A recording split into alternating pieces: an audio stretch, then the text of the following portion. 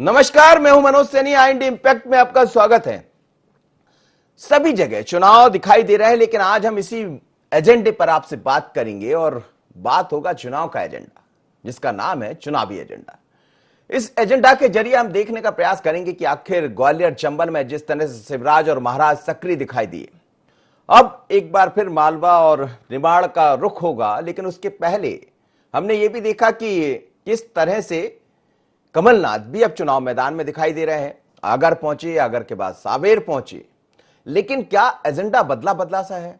Bharatiya Janata party वर्तमान में सरकार में है और मुख्यमंत्री शिवराज सिंह चौहान ने, हमने देखा कि बीते दिनों में झड़ी लगा दी विकास की। और बीजेपी जब से दिखाई दी है तो गाहे बगाहे चर्चा कुछ भी होती रहे। हिंदुत्व की जहां तक बात है तो हिंदुत्व तो बीजेपी का है, ये बीजेपी मानकर चलती, कहती भी है, लेकिन विकास के मुद्दे पर पीछे नहीं हटती। और वो विकास दिखाई भी दे रहा है, क्योंकि जितनी सौगातें दी गई बीते दिनों में तो उससे जाहिर होता। लेकिन क्या कांग्रेस इसमें कुछ अलग करने जा रही है? कांग्रेस 15 महीने के अपने कामों को गिनाने जा रही है, लेकिन उसके साथ ही हिंदुत्व भी दिखाई दे रहा। सावेर में यदि भारतीय जनता पार्टी दिखाई दी तो फिर यह समझ आया कि किस तरह से बीजेपी ने, चाहे नर्मदा यात्रा हो या फिर कुछ और हो, ये निकालने का प्रयास किया। लेकिन उसके साथ ही ये भी देखा कि जब कांग्रेस के कमलनाथ वहां पहुंचे तो वो भी एक अलग अंदाज में नजर आए। इससे ये माना जाए क्या सॉफ्ट हिंदुत्व की तरफ कांग्रेस बढ़ रही है? क्योंकि इस बीच में एक ये भी बयान देखने को मिला था, जब खुद दिग्विजय सिंह पहुंचे थे यात्रा में गोविंद सिंह की, तो उन्होंने ये भी कह दिया कि ईवीएम से चुनाव जीते जाते हैं। और अब की बार हो सकता है जब लोकसभा के चुनाव हो तो भारतीय जनता पार्टी का है 400 पार, तो ईवीएम आई कहां से चुनाव के पहले? तो क्या सर्वे जो कांग्रेस कह रही है उसमें भी कोई सवाल है? तो चलिए, यही मुद्दा है, चुनावी एजेंडा, किसका क्या एजेंडा होगा। मेरे साथ इस वक्त आकाश सैन जुड़ रहे हैं, हमारे ब्यूरो चीफ, उसके राजेश सिरोठिया जी भी जुड़े हैं, मैं उनके पास भी चलूंगा। लेकिन आकाश से थोड़ा सा समझ लूं कि क्या दिखाई देने वाला। आकाश, क्या है, सॉफ्ट हिंदुत्व की तरफ कांग्रेस बढ़ रही है? पहले भी कई खबरें हमने की, चर्चा की है, लेकिन उससे पहले हमने ये भी देखा कि नर्मदा यात्रा निकाली गई सावेर में। दूसरी बात यह है कि भारतीय जनता पार्टी विकास के एजेंडे के साथ फिर दिखाई दे रही। तो चुनावी एजेंडा है क्या आखिर बीजेपी कांग्रेस का? जी बिल्कुल मनोज जी, इसको दो तरीकों से समझना होगा। अगर हम बीजेपी के दृष्टिकोण से बात करें तो बीजेपी जो है दो तरीकों से कांग्रेस को पटकनी देने की उपचुनाव में तैयारी बीजेपी ने की है। पहली तैयारी जो है विकास के एजेंडे के जरिए है, और दूसरी जो कांग्रेस ने 1.5 साल में जो वचन पूरे नहीं किए उनको जनता के बीच में ले जाने की है। वहीं अगर हम देखें तो कांग्रेस के अलावा अगर बीजेपी की बात करें हम, तो बीजेपी लगातार जो है एक्शन में नजर आई है। एक्चुअल के साथ साथ वर्चुअल जनता के बीच में जाने की बीजेपी ने कोशिश की। और जैसे जैसे चुनाव की तारीखों का भले ही ऐलान नहीं हुआ हो, लेकिन जैसे जैसे चुनाव करीब आ रहा है वैसे वैसे जो है बीजेपी तेज गति के साथ जो है धरातल पर दिखने लगी है। हालांकि अब कांग्रेस भी पीछे नहीं है। कांग्रेस साइलेंट मोड पर जो तैयारी कर रही थी वो साइलेंट मोड अब जो है एक्शन में नजर आ रहा है। एक बार फिर से 2018 की तर्ज पर कांग्रेस जो है किसानों के जरिए जो है सत्ता के सिंहासन पर पहुंचने की चाबी तलाश रही है। हमने देखा कि कल जिस तरीके से परसों के दिन हमने देखा कि कांग्रेस ने अपने प्रत्याशियों के नामों का ऐलान किया, और उसके बाद पीसीसी चीफ और पूर्व मुख्यमंत्री कमलनाथ जो है लगातार दौरे कर रहे हैं। वो सावेर गए हैं, इसके अलावा आगर मालवा गए हैं। जब वो सावेर गए थे तो इंदौर में उन्होंने खराब हुई फसलों को देखा, किसानों से बात की, अन्नदाता के पास पहुंचे। अभी तक लगातार जो सत्ता पक्ष था वो आरोप लगा रहा था कि कांग्रेस कहीं नजर नहीं आ रही, लेकिन कांग्रेस पूरी स्ट्रेटेजी के साथ प्लानिंग कर रही थी। और अब उस प्लानिंग के अंतर्गत कांग्रेस अपने प्रत्याशियों के साथ, पीसीसी चीफ कमलनाथ अपने प्रत्याशियों के साथ जनता के बीच जाने की तैयारी में। तो सीधे तौर पर दोनों ही पार्टियां अपने अपने एजेंडे पर काम कर रही। लेकिन एक चीज और है मनोज जी, बड़ी कोरोना संकट काल है और ऐसे में भी झंडा पॉलिटिक्स यहां देखने को मिल रही है। अगर हम बात करें तो बीजेपी जो है 27 सितंबर को पूरे प्रदेश में, खासतौर पर जो 27 विधानसभा सीटें हैं वहां पर हर बीजेपी का कार्यकर्ता अपने घर के साथ साथ अपने पड़ोसी के घर पर झंडा लगाने का काम करेगा, लोगों से संवाद करने का काम करेगा। कुल मिलाकर झंडे के माध्यम से ताकत दिखाने की कोशिश है। तो वहीं कांग्रेस भी इसमें पीछे नहीं है। कांग्रेस ने भी इसको लेकर पहले से ही तैयारी करके रखी है और कांग्रेस बूथ स्तर पर, मोहल्ला स्तर पर जो है झंडा पॉलिटिक्स करते हुए नजर आएगी। कुल मिलाकर किसका झंडा जो है ऊंचा रहेगा। बिल्कुल ठीक आप कह रहे हैं। बने रहिए आकाश साहब मेरे साथ। इस वक्त राजेश सिरोठिया जी जुड़ रहे हैं मेरे साथ, वरिष्ठ पत्रकार है। साथ ही उमेश शर्मा जी, भारतीय जनता पार्टी के प्रवक्ता उमेश जी भी जुड़ रहे हैं, और योगेश यादव जी रहेंगे, कांग्रेस के प्रवक्ता और सीनियर लीडर। सबसे पहले राजेश सिरोठिया जी मेरे साथ जुड़े। राजेश जी, ये चुनाव एक तो बहुत अलग है, मध्य प्रदेश में इस तरह कभी देखने को नहीं मिला कि इतनी सीटों पर उपचुनाव होने जा रहे हैं। साथ ही हम देख रहे हैं कि सॉफ्ट हिंदुत्व नजर तो आ रहा है। सावेर में यदि नर्मदा यात्रा निकाली गई तो कल हमने देखा कि कमलनाथ के तमाम सारे कार्यक्रम में भगवा झंडा फहराता हुआ नजर आया। तो क्या ये माना जाए कि विकास की बात बीजेपी कर रही है लेकिन कांग्रेस कहीं सॉफ्ट हिंदुत्व भी तलाश रही? देखिए, जब तक मध्य प्रदेश कांग्रेस की आप बात करें तो निश्चित रूप से वो सॉफ्ट हिंदुत्व की बात करती है। जब आप कमलनाथ की बात करते हैं तो सॉफ्ट हिंदुत्व की बात होती है। जब आप दिग्विजय सिंह की बात करने लगते हैं तो वो वामपंथी चले जाते हैं। और कांग्रेस तो सॉफ्ट हिंदुत्व पर नहीं आ सकती, तब तक नहीं आ सकती जब तक राहुल गांधी अपने बैक ऑफिस में बैठे हुए जेएनयू के जो पार्ट टाइमर विचारक सलाहकार मंडली है उसको बाहर नहीं करते हैं। इस जो भाजपा कांग्रेस के जो 23 नेताओं का जो दर्द था वो क्या था कि वो बरसों से इतना काम कर रहे हैं, राजनीति कर रहे हैं, उनसे पूछे बगैर, उनसे मंत्रणा किए बगैर वो पीछे से जो जनपद के पीछे से जो होते हैं वो आज बयान जारी हो जाता है।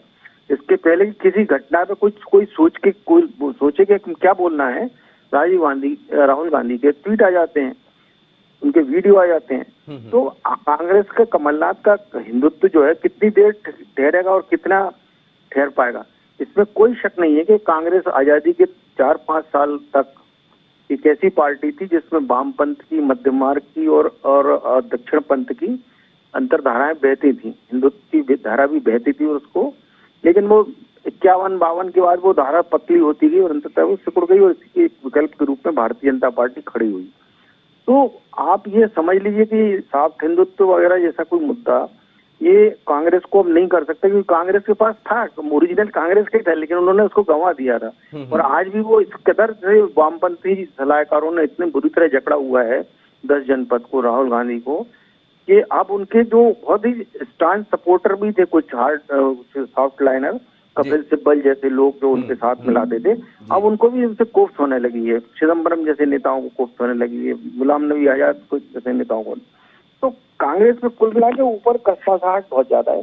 अब आप जब मध्य प्रदेश के चुनाव के संदर्भ में बात करते हैं तो एक बात में बहुत फौरी तौर पर जान लेना चाहिए कि कांग्रेस की जो भी, आप देखिए कांग्रेस ने भी पहली सूची में जो 15 नाम दिए उनमें से 6 नाम जो है वो आपने दूसरी पार्टी से आयत किए। तो आप जिस पार्टी को दल बदल कराने का आरोप लगा रहे हो उसके सामने आप खड़े हो रहे हो, तो आप खुद उनके यहाँ से दल बदल कराए हुए लोगों को आके आप टिकट दे रहे हैं जी। तो आपका ये मुद्दा भी, आप अपने आप को मुद्दे को खुद ही डाइल्यूट कर रहे हैं आप। तीसरी चीज, ये बहुत बड़ी समस्या है कांग्रेस के अंदर की कि जितने भी कांग्रेस के जो दिग्गज विधायक थे जिन्होंने त्याग करते हुए, त्याग पत्र देते हुए पार्टी छोड़ी है, वो सब अपने अपने इलाके के स्टालवर्ट रहे हैं और उन्हें अपने इलाकों में दूसरे नंबर की पद, दूसरी पंक्ति पनपने नहीं दी।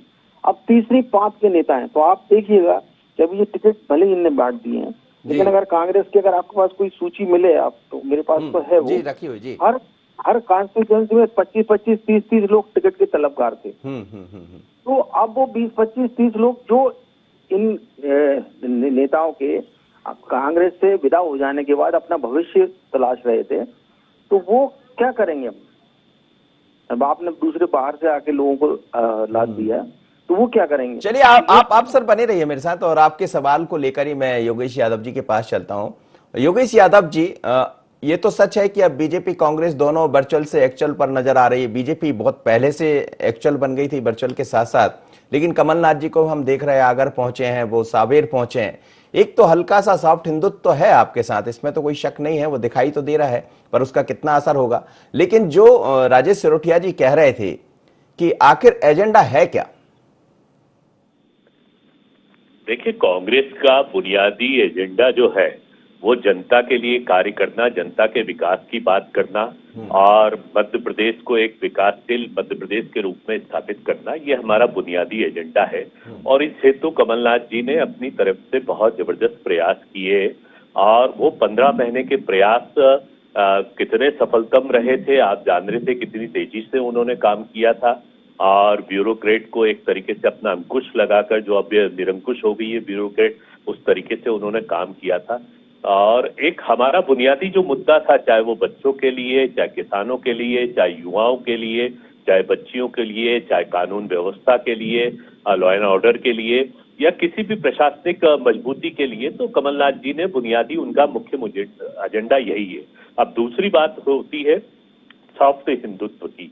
तो देखिए, ये सॉफ्ट हिंदुत्व ये एक जिसको क्रिएट किया गया शब्द है, ऐसा कुछ भी नहीं होता कि सॉफ्ट हिंदुत्व और हार्ड हिंदुत्व। भाई हम हिंदू हैं, हिंदुत्व होता है, और हिंदुत्व से हम क्या कोई भी इंकार नहीं कर सकता। यदि आपका नाम है मनोज साहब, तो आप इस बात को इंकार नहीं कर सकते कि आप प्रभु के सामने प्रणाम करते हैं। मैं योगेश यादव हूं तो मैं प्रणाम करूंगा, लेकिन उसका राजनीतिक आडंबर ओढ़कर हम उसका प्रचार करके हम उसको नहीं करेंगे। लेकिन हम उस बात को स्वीकार करेंगे। यदि हम मंदिर में जाएंगे तो हम बिल्कुल जाएंगे, हम पूजा करेंगे तो हम पूजा करेंगे, लेकिन यदि हमें दरगाह पर भी सजदा करते हैं तो वो भी हमारा एक अधिकार है। ईश्वर के प्रति हम नतमस्तक चाहे चर्च में जाकर होते हैं, चाहे गुरुद्वारे में जाकर होते हैं, और यही नीति पंडित जवाहरलाल जी नेहरू से लेकर महात्मा गांधी तक रही है। महात्मा गांधी ने हर धर्म, हर आदर्श का सजदा किया है, लेकिन इसका अर्थ नहीं कि हम किसी हिंदुत्व की तरफ ही बढ़ गए, या हमने भारतीय जनता पार्टी के कार्य का नवीनीकरण करना शुरू कर दिया या उनका अनुगमन करना शुरू कर दिया।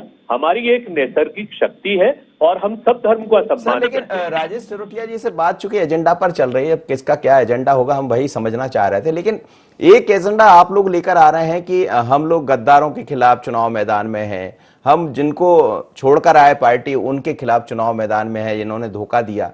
लेकिन आपके यहाँ भी वही दिखाई दे रहा है, जो 15 सीटें दिखाई दी है, तो उसमें कई लोग तो ऐसे दिखाई दे ही रहे हैं जो दूसरे दल से आए हैं। तो क्या ये मुद्दा अब गायब हो जाएगा?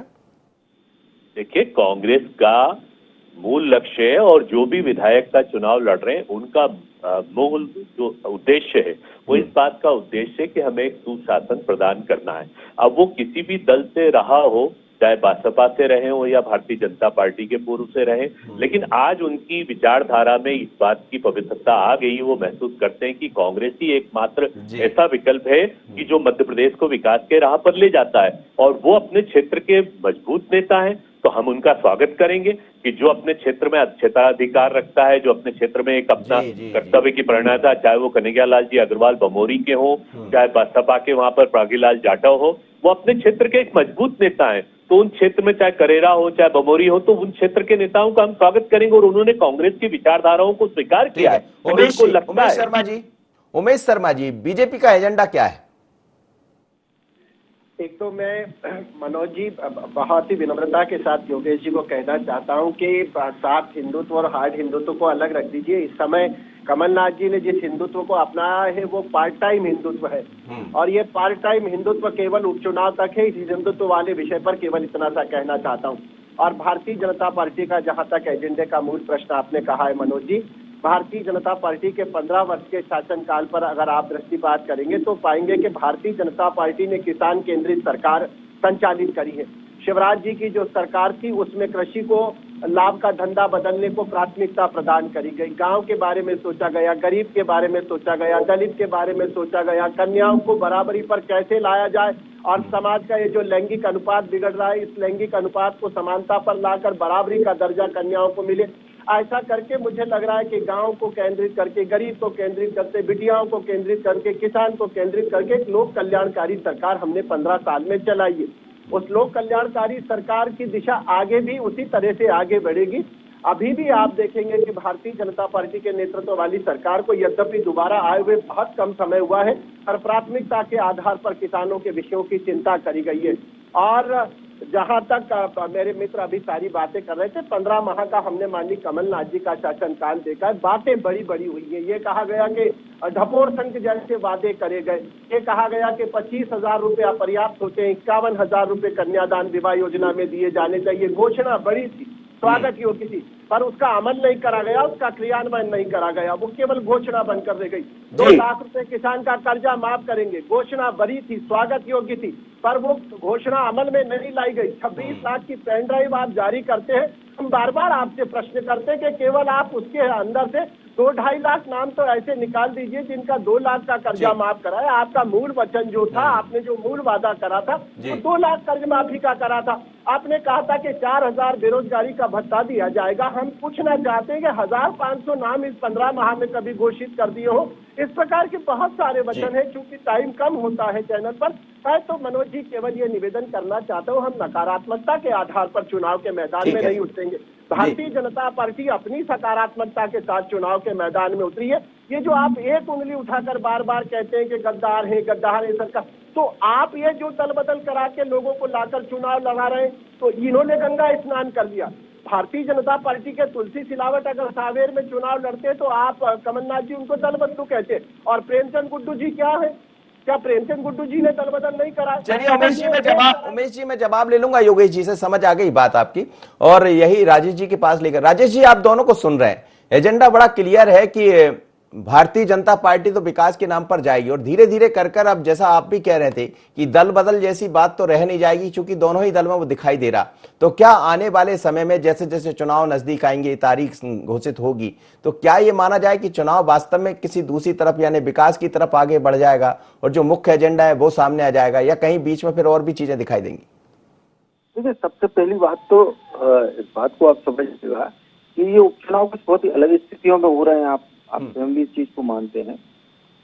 आप ज्यादातर सीट छोड़िए, ग्वालियर पूर्व, ग्वालियर पश्चिम, ग्वालियर सीट को छोड़ दें या मुरैना की सीट को छोड़ दें, तो बाकी मैक्सिमम चुनाव जो है वो ग्रामीण इलाकों में हो रहे हैं जी। और ग्रामीण इलाकों में खेती और किसानी जो है एक सबसे प्रमुख मुद्दा है। इसलिए आप देख रहे होंगे शिवराज सिंह चौहान से लेके कमलनाथ तक और ज्योतिरादित्य सिंधिया से लेके दिग्विजय सिंह तक, सारे लोग उसी सेंट्रिक हैं किसानी, खेती किसानी के, ठीक है। और सबसे बड़ी बात यह है कि आप कितने भी दावे कर लें कि आपने कर्ज माफी की है या नहीं की है, ये तो वो उस क्षेत्र का मतदाता इस बात का जवाब देगा कि उसको कर्ज माफी हुई है या नहीं हुई है। आपके दावे सब अपनी जगह हो सकते हैं, लेकिन ये बात बहुत साफ है कि कर्ज माफी का जो वादा था वो आप उसको नहीं कर 25% भी पूरा नहीं कर पाए थे, तो वो किसानों में एक मुद्दा बिल्कुल निश्चित रूप से काउंट करेगा। दूसरी चीज, किसानों की बात आती है, किसानों के सामने कमलनाथ से ज्यादा शिवराज सिंह का चेहरा ज्यादा विश्वसनीय ग्रामीण मतदाताओं को नजर आता है, ठीक है जी, जी। ये समस्या, ये मुद्दे जो है ना वो खेती और किसानी से आधारित ही रहने वाला है। और अभी आपने देखा कि इस बार बारिश में काफी फसलों का भी नुकसान हुआ है, ये भी मुद्दा रहेगा। सरकार ने कितनी डिलीवर किया है शिवराज सरकार ने, वो भी एक मुद्दा रहेगा जी जी जी। शिवराज जी जो कह रहे हैं वो कर पा रहे हैं या नहीं कर पा रहे हैं। कमलनाथ ने जो कहा था, तीसरा चेहरा कितना काम करेगा राजेश जी? किसका? एक तीसरा चेहरा, चमकता हुआ चेहरा जो कभी कांग्रेस का रहा करता था, बीजेपी के साथ है, शिवराज कमलनाथ की हम बात कर रहे हैं, लेकिन तीसरा चेहरा भी असर करेगा? देखिए, ज्योतिरादित्य सिंधिया के चेहरे का बहुत बड़ा योगदान था कांग्रेस पार्टी की सरकार बनाने में, इस बात को किसी को दो राय नहीं होना चाहिए। और ना सिर्फ ग्वालियर चंबल बल्कि मालवा के भी कई इलाकों में सिंधिया के चेहरे पे, जैसे मनोज चौधरी यहाँ जीत लिया, जैसे मंदसौर में कांग्रेस को जीत हासिल हुई थी, सिंधिया का एक चेहरा, वो तो लोग बहुत ही फ्रेश चेहरा है और एक अच्छे मास लीडर भी वो अब बनते जा रहे हैं धीरे धीरे, तो वो तो उनका चेहरा निश्चित रूप से करेगा। और अच्छा, लोगों को अब तो सब लोगों ने जिताया इसी तक ग्वालियर चंबल में, तो उनको लगता था कि उनके क्षेत्र का नेता जो है वो चीफ मिनिस्टर बनने वाला है, वो चीफ मिनिस्टर के हिसाब से वोट दे रहे थे जी जी। तो वो जो है वो एक आदमी के मन में टीस तो थी, तो वो सिंधिया के साथ तो रहेंगे। और सबसे बड़ी बात, एक सिंधिया का जो वहाँ विरोध हो रहा है जिसको लेके लोग कह रहे हैं कि बड़ा हुआ, एक कांग्रेस के कुछ नेता थे जो दिग्विजय सिंह कैंप को बिलोंग करते थे जी, या कमल कैंप को बिलोंग करते थे, उनके लिए वहाँ पर सांस लेने की जगह नहीं थी सिंधिया के कारण। तो वो जो है वो निश्चित रूप से बहुत उभर के और मुखर तौर पर सामने आ रहे हैं। तो ये कोई स्वाभाविक बात नहीं है, बहुत स्वाभाविक सी चीज है। जब सत्ता का संतुलन बिगड़ता है तो फिर नए सिरे से संतुलन और सामंजस्य बिठाने के लिए चीजें होती तो वो होता है। ठीक सर, इंडिया जी निश्चित रूप से बहुत काम करेगा। मैं कह रहा हूँ कि ये चुनाव ही इस बात का है कि लोगों को कमलनाथ और दिग्विजय की जोड़ी पसंद है या शिवराज और सिंधिया। बिल्कुल आपने महत्वपूर्ण बात कह दी है। और इस योगेश जी, आप यदि लोगों को लाते हैं तो बीजेपी कह रहे हैं कि आप कहते हैं गंगा नहा लिए, और यदि दूसरी जगह जाते हैं तो फिर आप सवाल खड़े कर देते हैं। और चुनाव जो दिखाई दे रहा है वो चेहरों पर तो होगा, लेकिन बाकी अन्य मुद्दे भी होंगे।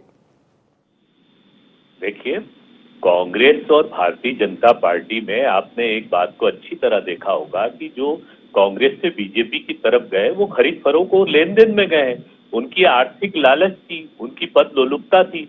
लेकिन भारतीय जनता पार्टी या समाजवादी पार्टी या बीएसपी से जो हमारे तरफ आए हैं वो किसी लालच में या किसी उसमें नहीं आए, खरीद फरोख्त में नहीं आए, उनका कांग्रेस पार्टी के प्रति एक विश्वास के रूप में आया है। और जहां तक मेरे भाई अभी उमेश शर्मा जी कह रहे थे, विद्वान वक्ता, मैं उनको ये बता देना चाहता हूं कि भारतीय जनता पार्टी का मुख्य एजेंडा ही धर्म आधारित राजनीति रहा है। अब चूंकि धर्म आधारित राजनीति पर इन लोगों ने बुनियादी काम तो कुछ किए नहीं, तो इन्होंने एक कूटनीति शुरू कर दी थी अंदर से कि भाई कांग्रेस का विरोधी है, हिंदुत्व का जो एजेंडा है वो कांग्रेस उसका विरोध करती है या हिंदू के विरोध में। तो हमने सिर्फ इतना बताया है कि चाहे हिंदू हो, मुसलमान हो, सिख और ईसाई हो, हमारे लिए सभी धर्म सम्मान है और पूज्य नहीं है। अब चूंकि हम उस कार्यकाल को भी देखते हैं शिवराज सिंह जी चौहान का कि जब किसान आत्महत्या कर रहे थे वो बैठकर वहां पर उज्जैन में भजन मंडली से भजन गा रहे थे, तो हम ऐसा भजन भी नहीं गाना चाहते हैं कि आप यहाँ पर बैठकर चैन की बांसुरी बजाएं और मध्य प्रदेश में किसान आत्महत्या करें। तो हमारी संजीदगी रही। आज शिवराज सिंह जी चौहान के पास मौका है, अभी आचार संहिता नहीं लगी है। मैं पूछना चाहता हूँ, 3 दिन पहले 1000 करोड़ लिया, अभी तक आपने 6500 करोड़ का कर्ज ले लिया है, ईश्वर जाने वो कहाँ खर्च हो रहा है। अरे भाई, हम चल 51,000 का, आप चलो हम आपसे घोषणा करते हैं कि आप बच्चियों को कन्यादान योजना में 1 लाख कर दीजिए। चलिए आप किसानों के ऋण माफ की घोषणा कर दीजिए। सोयाबीन से पिटे हुए लोगों की क्या हालात हो रही है, किसान आत्महत्या की तरफ और जिले में ही जा रहे हैं, आप कीजिए। आपने 1000 करोड़ अभी ले लिया।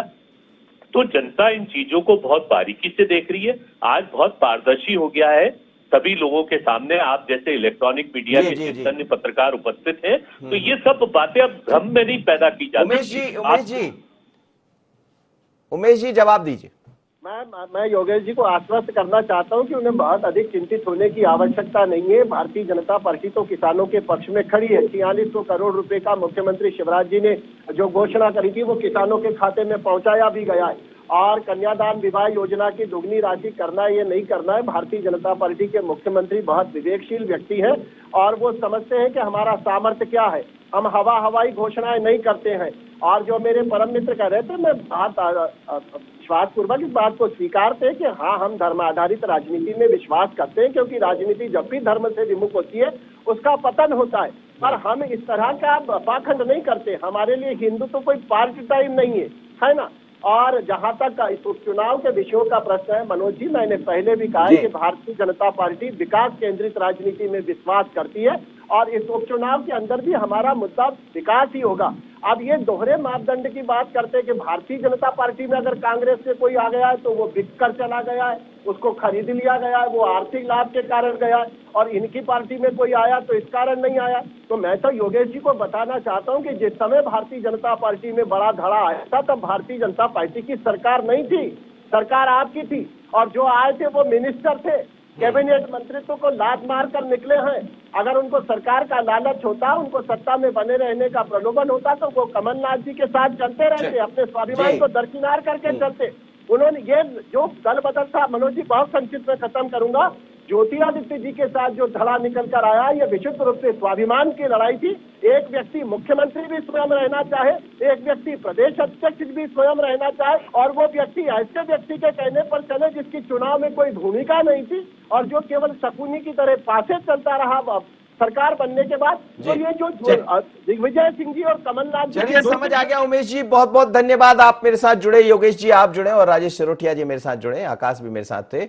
लेकिन मध्य प्रदेश के चुनाव की हलचल काफी तेज है, तारीख का इंतजार सभी को है, पर बीजेपी हो या कांग्रेस वर्चुअल से एक्चुअल की तरफ दिखाई दे रही है। पर इस बीच में चर्चा यह है कि आखिर एजेंडा होगा क्या और किसका एजेंडा भारी पड़ेगा, क्योंकि एजेंडे बदल रहे हैं, बार बार बदल रहे हैं। कभी गद्दार की बात होती है, कभी ये कहा जाता है कि उन्होंने दल बदल कर लिया। तो दल बदल तो अब किसी एक पार्टी में नहीं रहा, दोनों पार्टी में, क्योंकि जिस तरह से कांग्रेस ने 15 लोगों को टिकट दिए हैं तो उससे ये भी जाहिर हो रहा है, क्योंकि अब पार्टी ये चाहती कि चुनाव कैसे जीतें, वो कहां से आ रहा है, कैसे आएगा, कहां जाएगा, इससे मतलब नहीं है। मतलब यह है कि सत्ता तक कैसे पहुंचे। लेकिन धीरे धीरे कर कर अब जनता समझ रही है, पब्लिक समझ रही है, और वो जानती है कि आप कुछ भी कहते रहिए, हम सब समझते हैं। और इसीलिए चुनावी एजेंडा जो भी आप दिखाते रहिए, पर असली एजेंडा तो जनता ही समझ पाएगी और वही वोट करेगी कि किसका एजेंडा भारी था। आज इतना ही, मुझे दीजिए इजाजत, बने रहिए IND24।